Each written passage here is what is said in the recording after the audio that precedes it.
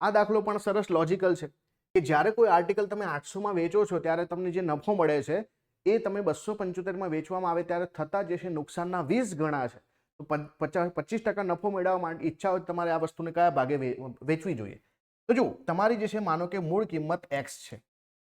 હવે જ્યારે તમે 800 માં વેચશો તો તમને 800 ઓછા x નો ફાયદો થશે, આ નફો છે તમારો. જ્યારે આ જ વસ્તુને તમે જે છે 275 માં વેચો તો ખોટ જાય છે, એટલે કે 275 જે છે એનો મતલબ કે તમે જે મૂળ કિંમતમાંથી વેચાણ કિંમત જે છે બાદ કરશો તો તમને ખોટ જશે ને, કેમ કે ઓછામાં વેચો છો.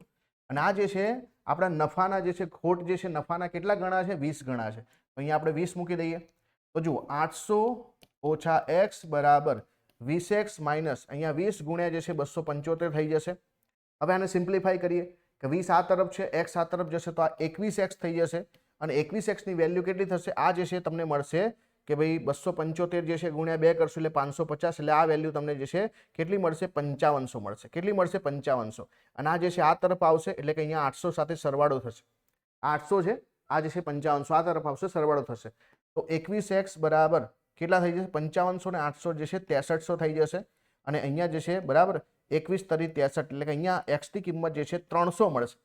એટલે કે આ જે છે આર્ટિકલની મૂળ કિંમત 300 રૂપિયા છે. અને આ 300 રૂપિયા ઉપર મારે જે છે 25% નફો લેવો છે. એનો મતલબ શું થાય?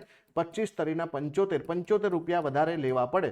એટલે કે 375 રૂપિયામાં આ આર્ટિકલ વેચું તો મને 25% નફો થાય. તો જવાબ આપણો છે 375.